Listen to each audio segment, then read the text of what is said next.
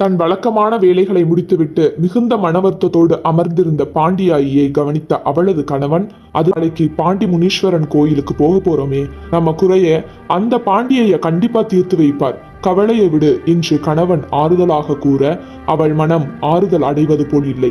பாண்டியாயிக்கு மொத்தம் 4 ஆண் பிள்ளைகள் உள்ளனர். ஆனால் ஒரு பெண் குழந்தை இல்லையே என்ற ஏக்கம் அவளுக்கு மட்டும் இல்லை, மொத்த குடும்பத்துக்கும் தான்.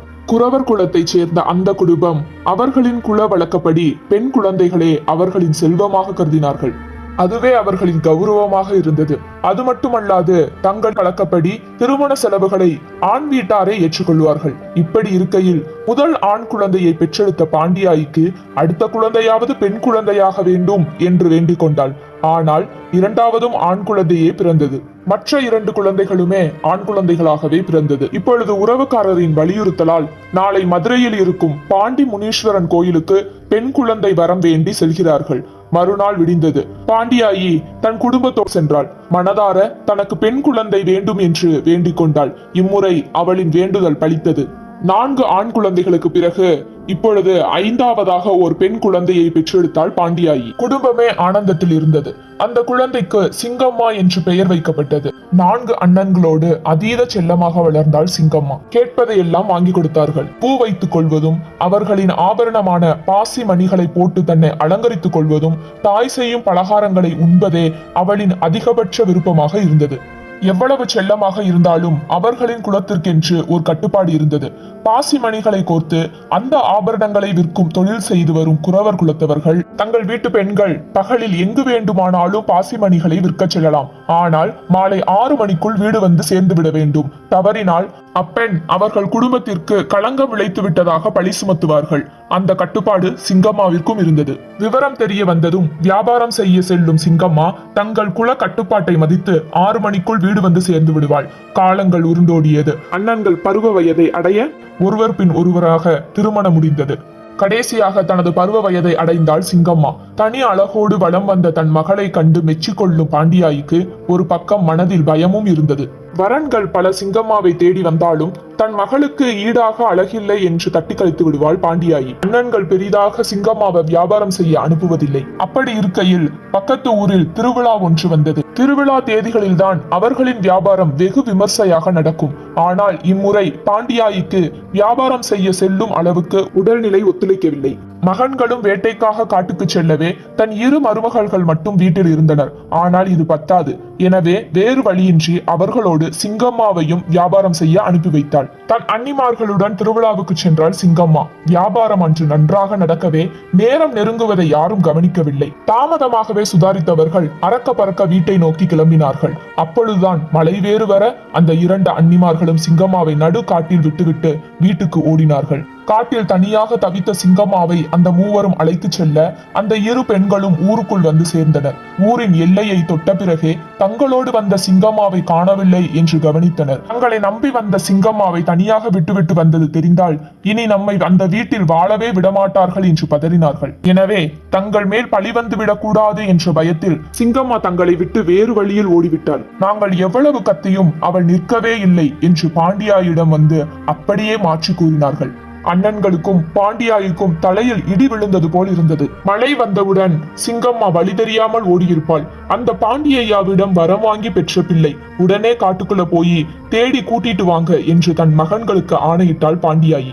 அதன்படி காட்டுக்குள் தேடச் சென்றார்கள் சிங்கம்மாவின் அண்ணன்கள். நேரமானது. ஆனால் சிங்கம்மா கிடைக்கவில்லை. திடீரென்று அவர்கள் கண்களில் ஓர் இளைஞன் தென்பட்டான். அவனிடம் சென்று சிங்கம்மாவை விசாரித்தனர். அதற்கு அவன், ஆமா, இப்போதான் அந்த பொண்ணு ஒரு பையனோட இந்த பக்கமா போச்சு என்று கூற நிலை குலைந்து போனார்கள். அவர்களின் பயமும் பதட்டமும் இப்பொழுது பெரும் கோபமாக மாறியிருந்தது. அவளை தேடுவதை விட்டுவிட்டு பாண்டியாயிடம் இதை பற்றி கூற அப்படியே அதிர்ச்சியில் அமர்ந்து போனாள். நேரம் நள்ளிரவை தொட்டது. யாரும் எதுவும் பேசிக் கொள்ளவில்லை. அப்படியே அமர்ந்திருந்த பாண்டியாயின் முன் திடீரென்று ஒரு உருவம் வந்து நின்றது. நிமிர்ந்து பார்த்தவள் அதிர்ந்து போனாள். தலையெல்லாம் களைந்து போய் மிரண்டு போன முகத்தோடு சிங்கம்மா நின்றிருந்தாள். தனக்கு நடந்த உண்மையை கூற ஆரம்பித்தாள். அந்த மூவரை நம்பி காட்டில் அவர்களோடு நடக்க ஆரம்பித்த சிங்கம்மா சிறிது தூரம் சென்றதும் அந்த மூவரில் ஒருவன் சிங்கம்மாவை கையை பிடித்தான். திடுக்கென்று வாரி போட்டது சிங்கம்மாவிற்கு.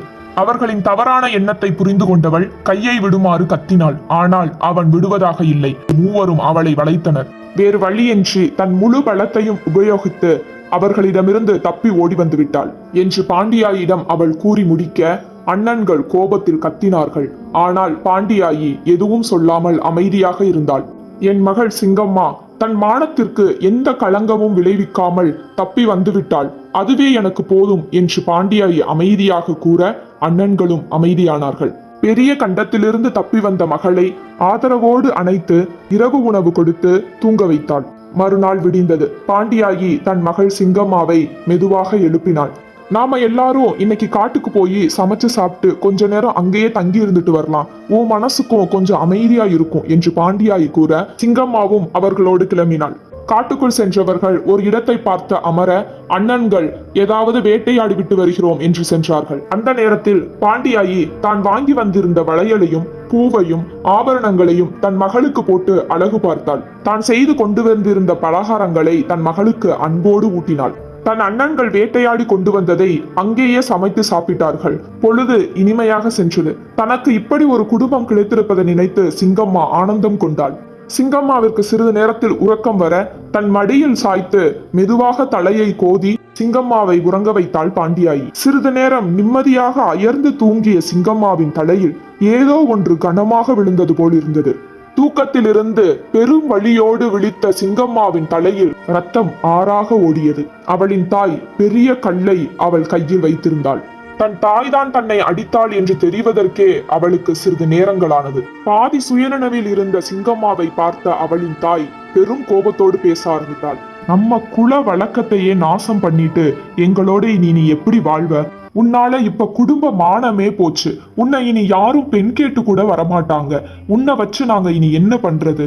நீ இனி உயிரோட வாழ்றதுக்கு சாவதே மேல் என்று மறுபடியும் தன் கையில் வைத்திருந்த கல்லை தன் மகள் மேல் போட்டாள்.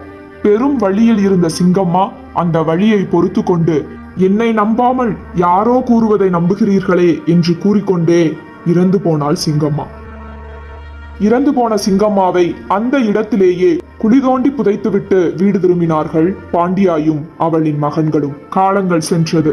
பாண்டியாயி பெரும் நோயால் பாதிக்கப்பட்டு இறந்து போனாள். அவளின் மகன்களுக்கும் குழந்தை பாக்கியம் இல்லாமல் வம்சமே அழிந்து போனது. அந்த 3 இளைஞர்களும் மாயமான முறையில் காட்டுக்குள் இறந்து கிடந்தார்கள். அந்த காட்டுக்குள் செல்லும் சிறுமிகள் திடீரென்று பித்து பிடித்தது போல் ஆடத் தொடங்கினார்கள். ஊர் மக்கள் அனைவரும் என்ன என்று புரியாமல் இருக்க, ஒரு குறிப்பிட்ட இடத்தில் சென்ற பிறகே பெண்கள் இப்படி ஆடுகிறார்கள் என்று கணித்தனர். அப்படி பித்து பிடித்து ஆடும் அந்த சிறுமிகளிடம் கேட்கையில், நான் சிங்கம்மா என்றும் இங்கு தன்னை கொலை செய்து புதைத்து வைத்திருப்பதாகவும் தனக்கென்று ஒரு கோவில் கட்டினால் உங்களை காப்பதாகவும் அந்த பெண் கூற, அதன்படியே ஊர் மக்களும் ஒரு கோயில் எழுப்பி வணங்க ஆரம்பித்தனர். மதுரை மாவட்டம் மேலூர் வட்டத்தில் இந்த கோயில் அமைந்துள்ளது. 14 வயது சிறுமியாக சிலை கொண்டு இருக்கும் அந்த பெண்ணிற்கு அவளுக்கு பிடித்த பூ, பலகாரங்கள், கண்ணாடி வளையல்களை படைத்து வணங்கி வருகிறார்கள். 14 வயது நிறைந்த சிங்கம்மா தன்னை நம்பி வரும் பக்தர்களுக்கு தாயாக இன்றும் அருள்பாலித்து வருகிறாள்.